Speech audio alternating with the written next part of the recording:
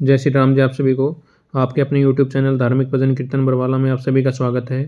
जैसा कि आप सभी को पता है कि आज शुक्रवार है, तो शुक्रवार के दिन माँ संतोषी माता का व्रत किया जाता है। तो आज की इस वीडियो में हम संतोषी माता के व्रत कथा की विधि और व्रत की कथा सुनेंगे और आरती करेंगे। तो वीडियो के एंड तक जरूर बने रहें ताकि आप सभी को व्रत की विधि, कथा और आरती सभी को ध्यानपूर्वक सुनने को मिले। तो ध्यान से सुने व्रत की विधि। इस व्रत को करने वाला कथा के पूर्व कलश को जल से पूर्ण भरें, उसके ऊपर गुड़ व चने से भरी कटोरी रखें। कथा कहते व सुनते समय हाथ में गुड़ और चना भुने हुए चने रखें। सुनने वाले जय संतोषी माता की इस प्रकार जय जयकार से बोलते रहें। कथा समाप्त होने पर हाथ का गुड़ तथा चना गौ माता को खिलाएं। कलश में रखा हुआ गुड़ व चना सबको प्रसाद के रूप में बांट दें। इस कथा समाप्त होने तथा आरती के बाद कलश के जल को घर में सब जगह पर छिड़कें। बचा हुआ जल तुलसी की क्यारी में डाल दें। माता भावना की भूखी है तो कम ज़्यादा का कोई विचार नहीं, अतएव कि जितना भी बन पड़े प्रसाद अर्पण कर श्रद्धा और प्रेम से प्रसन्न मन को व्रत करना चाहिए। व्रत के उद्यापन में 2.5 सेर खाजा, चने का साग, मोयनार पुड़ी, खीर, नैवेद्य, घी का दीपक जला संतोषी माता की जय जयकार बोल नारियल फोड़ें। इस प्रकार इस दिन घर में कोई भी खटाई न खाए, न दूसरों को खटाई खाने दें। इस दिन 8 लड़कों को भोजन कराएं। देवर जेठ घर के ही लड़के हों तो दूसरों को बुलाना नहीं। अगर कुटुंब के न मिले तो ब्राह्मणों को के रिश्तेदारों के या पड़ोसियों के लड़के बुलाएं। उन्हें खटाई की कोई वस्तु न दें और तथा भोजन करा यथाशक्ति दक्षिणा दें। तो इसी विधि से व्रत कब करना चाहिए। आइए संतोषी माता के व्रत की कथा सुनते हैं।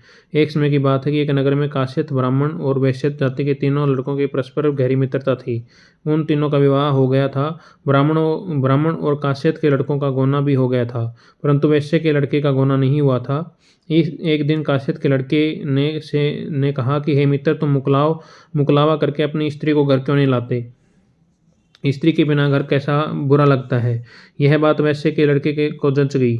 वह कहने लगा कि अब मैं अभी जाकर मुकलावा लेकर आता हूँ। ब्राह्मण के लड़के ने कहा, अभी मत जाओ क्योंकि शुक्र अस्त हो रहा है, जब उदय हो जाए तब जाकर ले आना। परंतु वैश्य के लड़के को ऐसी जिद हो गई कि किसी भी प्रकार से नहीं माना। जब उसके घर वालों ने सुना तो उन्होंने भी बहुत समझाया, परंतु वह किसी प्रकार से नहीं माना और अपनी ससुराल चला गया। उसको वहाँ आए देखकर ससुराल वाले भी चकराए। जमाता का सत्कार करने के बाद उन्होंने पूछा कि आपका कैसे आना हुआ। वैश्य पुत्र कहने लगा कि मैं पत्नी को विदा कराने के लिए आया हूँ। ससुराल वालों ने भी उसे बहुत समझाया कि इस दिन शुक्र अस्त है, उदय होने पर ले जाना, परंतु उसने एक न सुनी और अपनी पत्नी को ले जाने का आग्रह करता रहा। जब वह किसी प्रकार न माना तो उन्होंने लाचार होकर अपनी पुत्री को विदा कर दिया। वैश्य पुत्र पत्नी को एक रथ में बैठाकर अपने घर की ओर चल पड़ा। थोड़ी दूर जाने के बाद मार्ग में उसके रथ का पहिया टूटकर गिर गया और बैल का पैर भी टूट गया। उसकी पत्नी भी गिर पड़ी और घायल हो गई।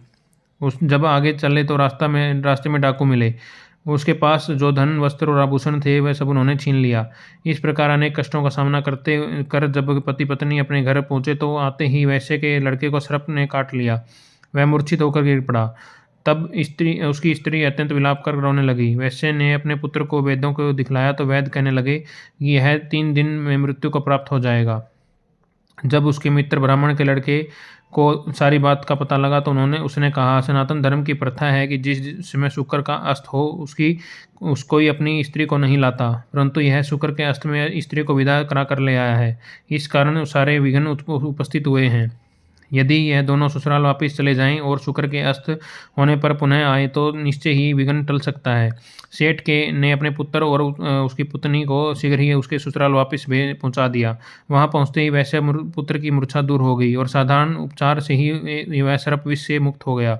अपने दामाद को स्वस्थ देखकर ससुराल वाले अत्यंत प्रसन्न हुए। वैश्य पुत्र अपने ससुराल में ही स्वास्थ्य लाभ करता रहा और जब शुक्र का उदय हुआ तब हर्षपूर्वक उसकी ससुराल वालों ने उसको अपनी पुत्री सहित विदा किया। उसके पश्चात पति पत्नी दोनों घर आकर आनंद से रहने लगे। इस व्रत के करने से अनेक विघ्न दूर हो जाते हैं और सबके मनोरथ पूर्ण होते हैं। बोली संतोषी माता की जय। संतोषी माता व्रत कथा यही समाप्त होती है। आइए संतोषी माता की आरती करते हैं। जय संतोषी माता मैया, जय संतोषी माता, अपने सेवक जन को सुख संपत्ति दाता। ओम जय संतोषी माता। सुनरी चीर सुनहरी माँ धारण कीन्हो मिया माँ धारण कीन्हो।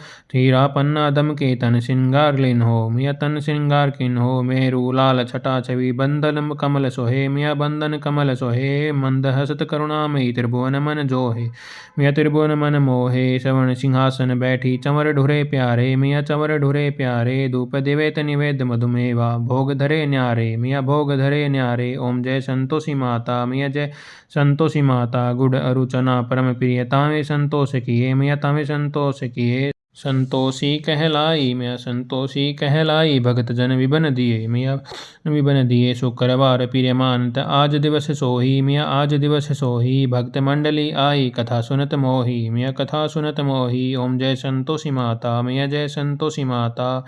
मंदिर जगमग ज्योति मंगल ध्वनि छाई मिया मंगल ध्वनि छाई। विनय करे हम बालक चरणन सिर नाई मिया चरणन सिर नाई। भक्ति भाव में पूजा अंगीकृत कीजे मिया अंगीकृत कीजे। जो मन बसे हमारे इच्छा फल दीजे मिया इच्छा फल दीजे। ओम जय संतोषी माता मिया जय संतोषी माता।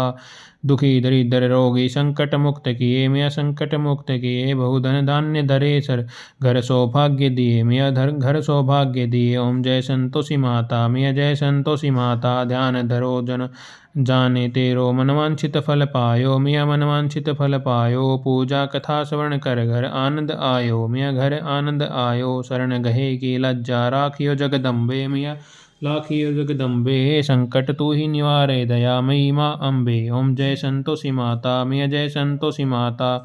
माँ संतोषी की आरती जो कोई नर गावे मिया प्रेम सहित गावे। रिद्धि सिद्धि सुख संपत्ति जी भर के पावे मिया जी भर के पावे। ओम जय संतोषी माता मिया जय संतोषी माँ। बोली संतोषी माता की जय हो। शुक्रवार की व्रत कथा और संतोषी माता की आरती यहीं पर समाप्त होती है। आप सभी को कथा कैसी लगी कमेंट करके ज़रूर बताएं और ऐसी ही धार्मिक कथाएं और भजन कीर्तन सुनने के लिए हमारे यूट्यूब चैनल धार्मिक भजन कीर्तन बरवाला को लाइक करें, सब्सक्राइब करें और आगे शेयर करें। धन्यवाद। माँ संतोषी सभी पर अपनी कृपा बनाए रखें और सभी का कल्याण करें। बोले संतोषी माता की जय।